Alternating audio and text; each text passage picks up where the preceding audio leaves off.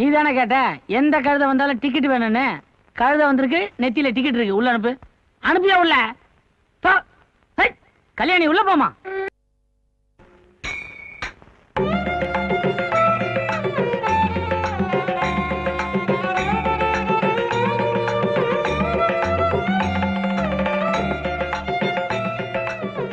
வர வேண்டியவங்கள வந்தாச்சா? பிடிக்க ஆரம்பிக்கலாமா?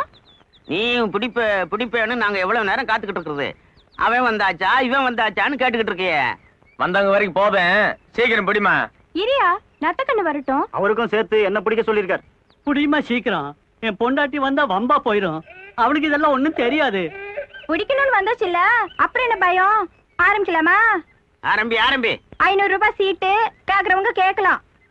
50 ரூபாய், 50 ரூபாய், 50 ரூபாய், 60 ரூபா, 60, 60, 60 ரூபாய், 60 ரூபாய், 100, 100 ரூபாய், 100 ரூபாய், 150, 150, 200, 200 ரூபாய், 250, 250 ரூபாய், 300, 400, 400, 500, 500, 500 ரூபாய். 510. யோ, சீட்டா 500 ரூபாயா? நீங்களாம் நிதானத்துல இல்ல, போயிட்டு அப்புறமா வாங்க. வாங்க. வாங்கய்யா. யோ, சீட்டை பிடிக்க வாங்கய்யா.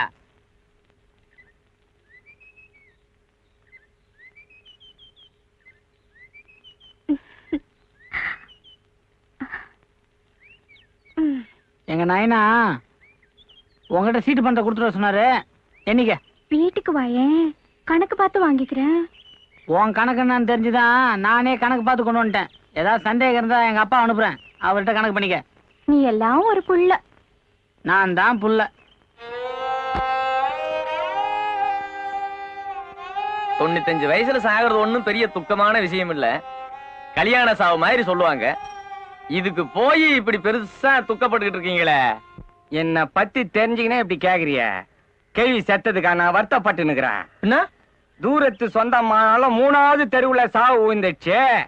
வர்ற சொந்தக்காரனுங்க என்ன சரக்கு வாங்கி தர சொல்லுவானுங்க. அதை நினைச்சு நான் வருத்தப்பட்டு நிக்கிறேன். இது என்ன பெரிய பிரமாதம்? 20 பேருக்கு வச்ச ரசத்துல வெந்நீரை ஊத்தி 60 பேருக்கு ஊத்திறது இல்ல? அது மாதிரி தண்ணியில தண்ணிய ஊத்தி விளை தள்ள வேண்டியதேன். ஏப்பா கண்ணா, நான் முன்னாடி போறேன், நீ வீட்டை பூட்டி சாவியை கையில எடுத்துட்டு பத்திரமா வந்து சார். நிறுத்த. 3வது தெருவுல தான் சாவு. மணியில போய் கத்தி நிப்போம். சரிதான்ப்பா.